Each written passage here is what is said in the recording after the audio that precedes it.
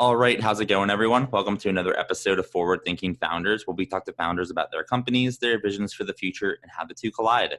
Today, I'm very excited to be talking to Josh Clemente, who is the founder of Levels. Welcome to the show. How's it going? Going great. Thanks for having me on. Yeah, thanks for coming on. I'm really looking forward to learning more about what you're working on. So for people that don't know what Levels is or haven't heard of it, can you kind of tell us what you're working on? Yeah, Levels is the metabolic fitness company. So we provide bio-wearable devices and the software that's necessary in order to understand and take action on your metabolic health in real time. So what this means is providing a method of tapping into your biological information in the moment and making better choices around diet, exercise, sleep, and stress, with the end goal being achieving this state of metabolic fitness, which is it underlines physical fitness and ultimately mental health as well.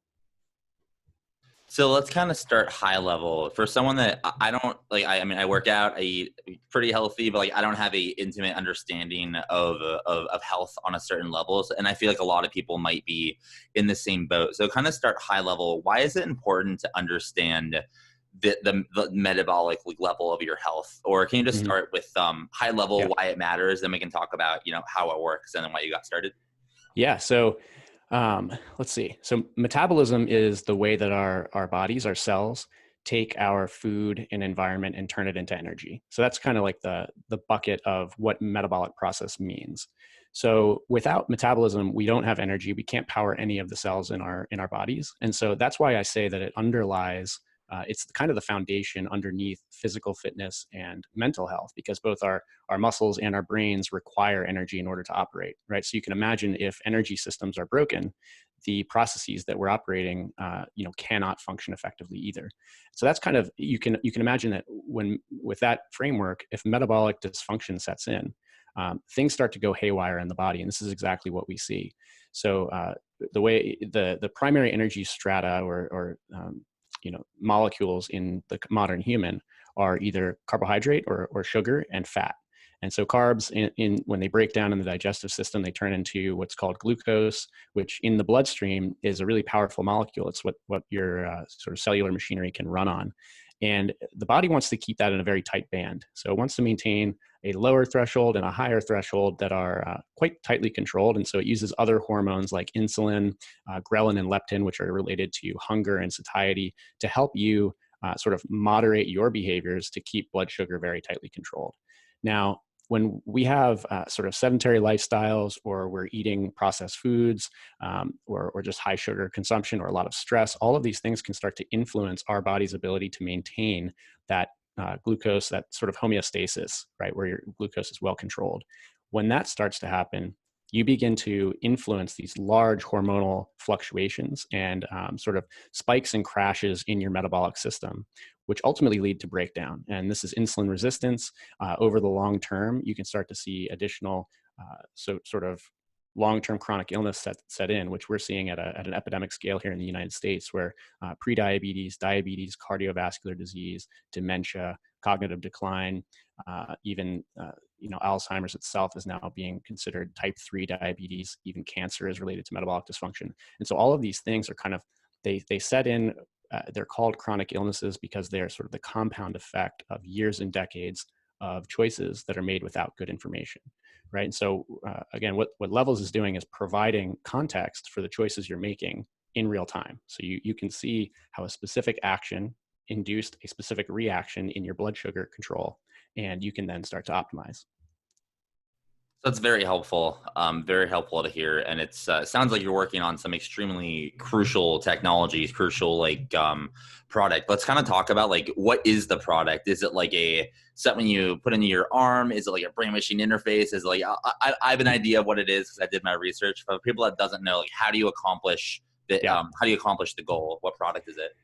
Well, we're not yet at the brain machine interface, unfortunately, but we'll be working on that. No, so the way it works is basically we're monitoring the sort of primary metabolic molecule in the modern human, which is glucose. And most of the metabolic dysfunction globally is caused by glucose dysregulation, which leads, like I said, to hormonal breakdown. So there is a set of metabolic disease or dysfunction called diabetes, where the body has lost control. The insulin glucose feedback loop is broken, and glucose levels are way out of control. And this causes a ton of tissue damage and a lot of really bad effects. And so a technology was developed called continuous glucose monitoring, which is used for the management of diabetes traditionally. And this allows people who are living with diabetes to understand their blood sugar levels in real time, and they can sort of use medications like insulin or metformin to help sort of maintain control to the maximum extent possible. Now, we've recently reached, with that technology, it's been decades in the development, but we've reached a point where we can now start to enhance the accessibility and bring that tech into the world of general wellness and performance optimization. And that's what Levels is doing. So we're taking existing devices developed for the management of diabetes, and we're coupling them with our lifestyle logging and behavior change software. So we bring in this raw data stream, which has all of these interesting submetrics about it, sort of the rate of change, the number of the variations in a day, how high it stays, time out of your target range. All of this stuff is really important. And so we do all the analysis, and we surface insights such that you can identify specific lifestyle behaviors that are influencing both positively and negatively your metabolic control. So, long and short of it is we have every one of our customers receives a prescription consultation to get access to one of these devices. We ship a pharmacy supplied kit from our pharmacy partner that shows up at your door. It's a very direct to consumer like experience, and you log into the Levels system, start logging your lifestyle daily, your diet, exercise, sleep, and stress, and then you get scores that tell you specifically, how that meal, meeting, red-eye flight, exercise routine, how that is affecting your metabolic control in the moment, right? And so you can start to tailor these streaks and reach high scores, both for meal choices and for daily, streaks and or combined, activities, and start to see how both individual and combinations of actions can lead to optimization and develop lifelong habits.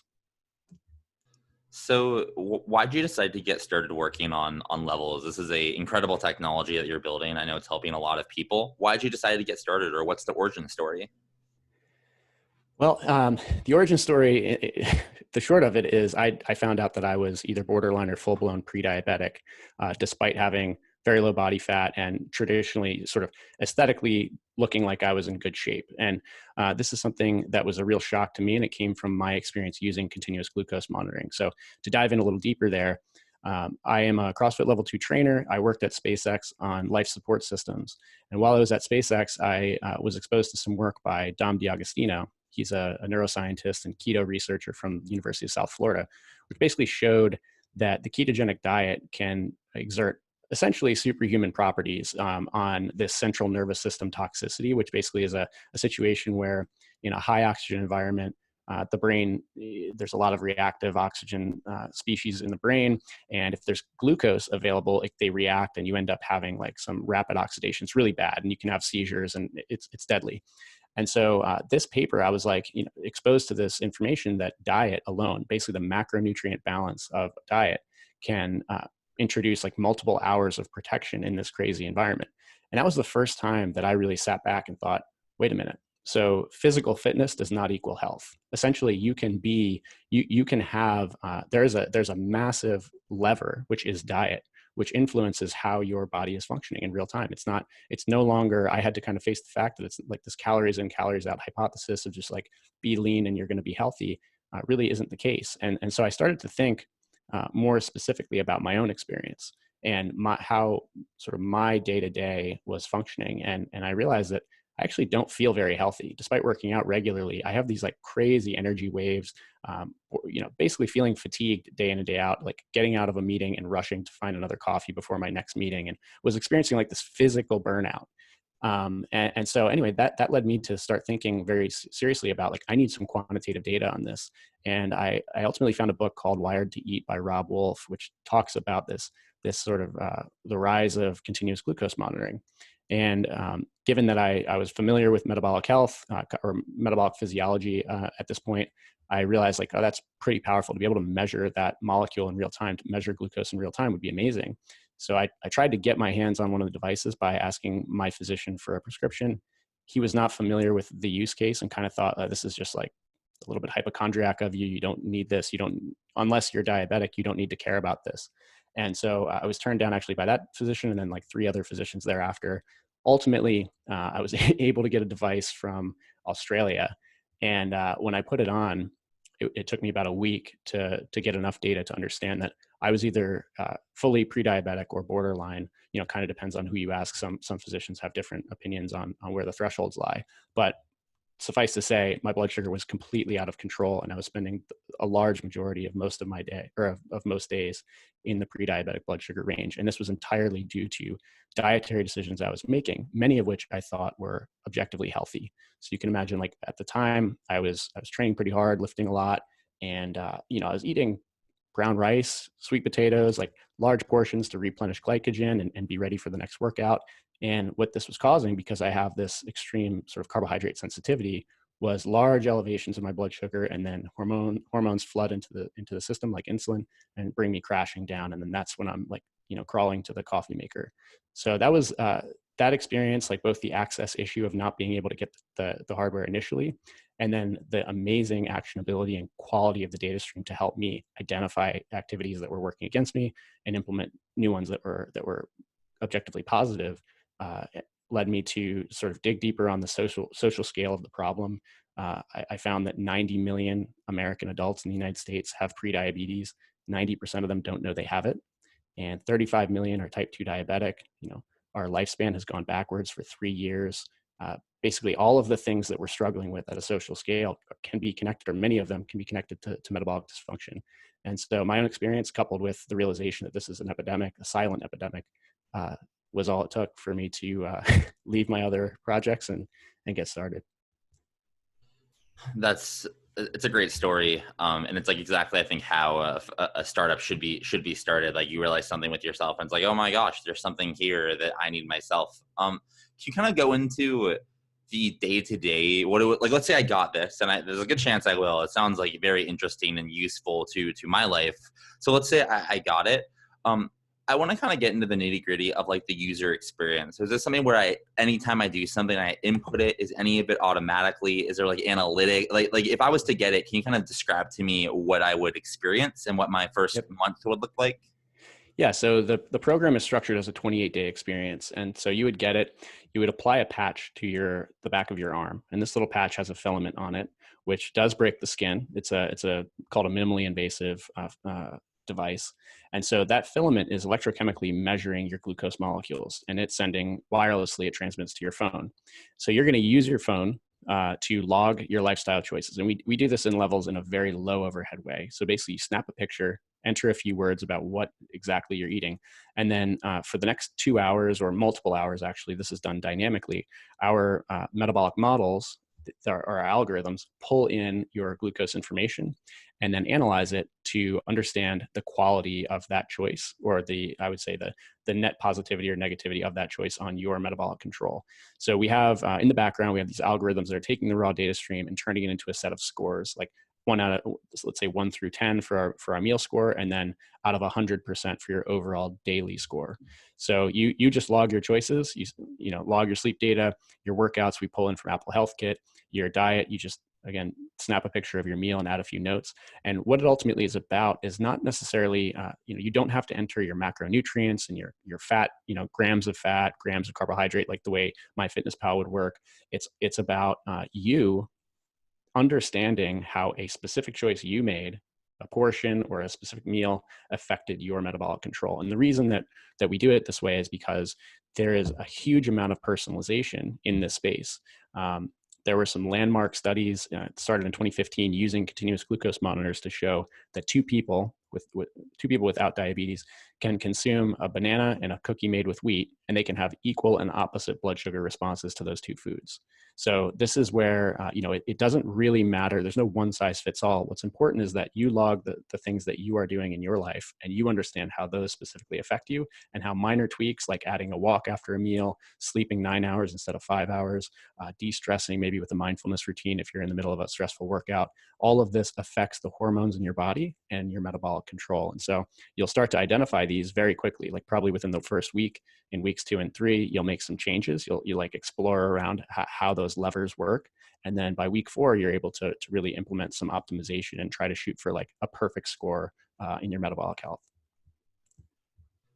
And who is the ideal user for that? I mean, I feel like anyone would get benefit out of this, but is there a persona that you're going after? Is it athletes? Is it like people in tech that have stressful lifestyles? Who would be the ideal user for Levels?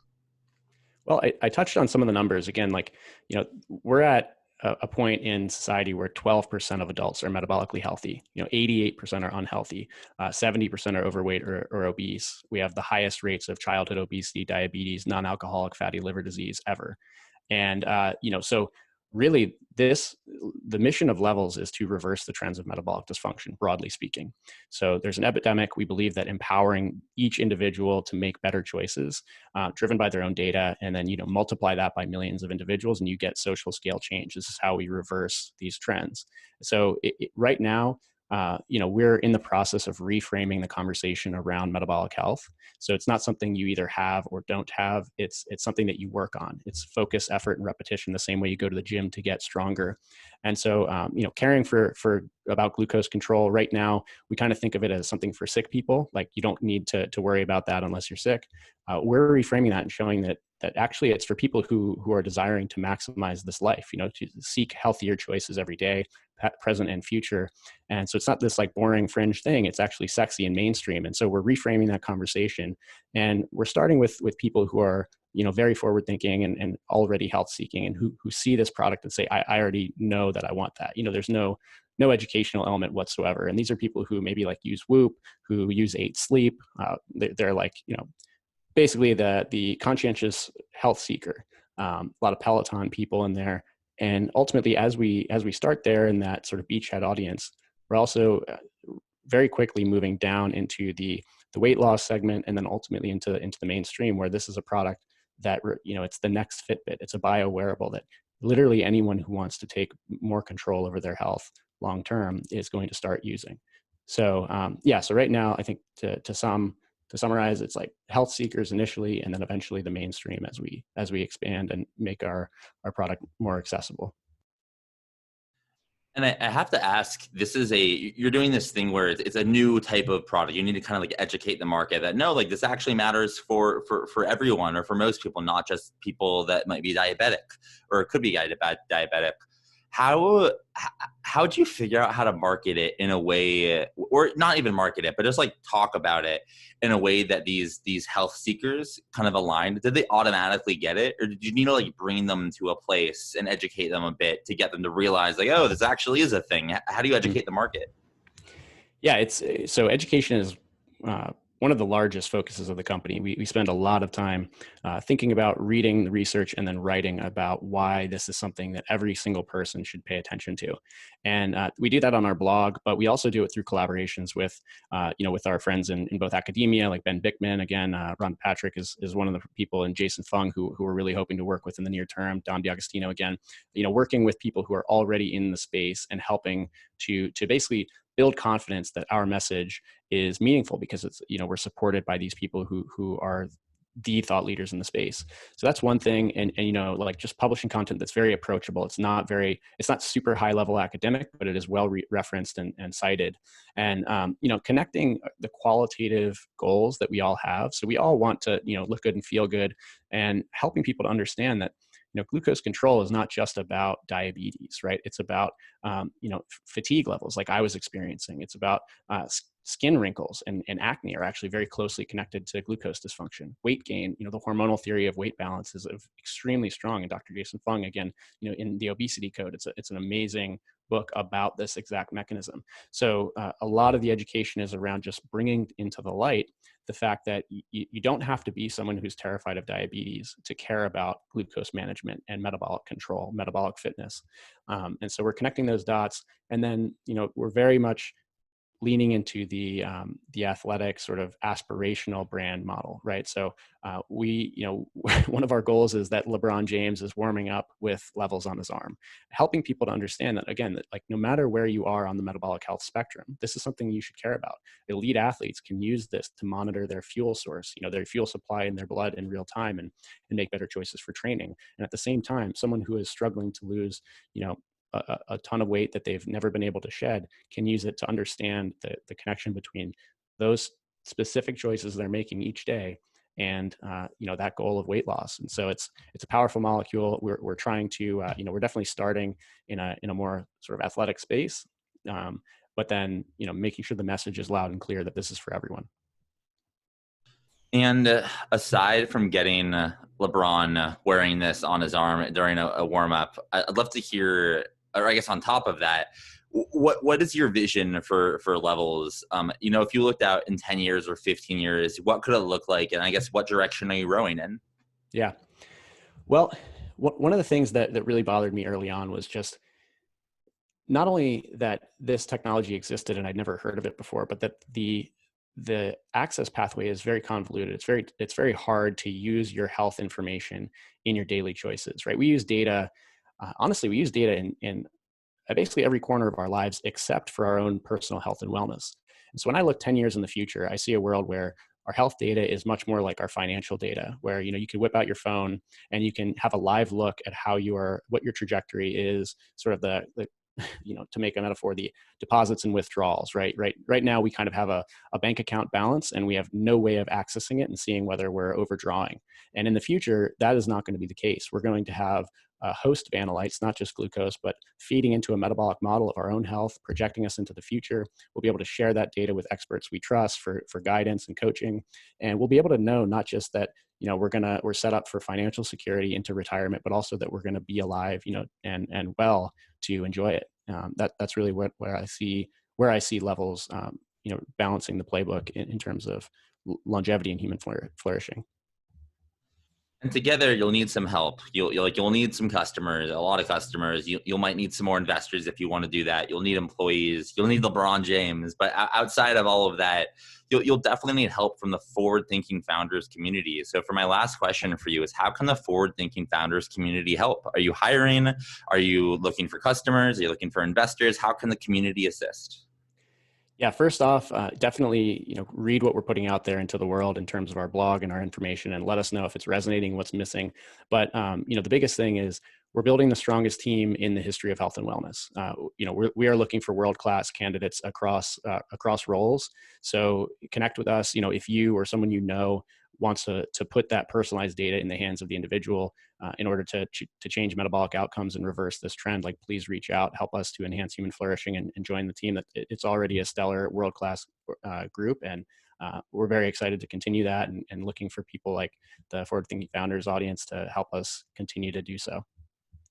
And then just final question, if someone wanted to find you online, go to your website, shoot you an email, tweet you, how can someone get in touch on the internet? So levels.health or levelshealth.com is our website. And then we're on social at Unlock Levels for Twitter and Instagram. And then my Twitter account is Joshua's Forest. Go ahead and drop me a DM there if you have someone interesting. And the rest of the team is also on Twitter. We're always talking about these things. So that's the best way to get in touch with us is through one of our social channels or via the website. All right. Well, thank you so much for coming on to the podcast. Thanks a ton for having me, Matt.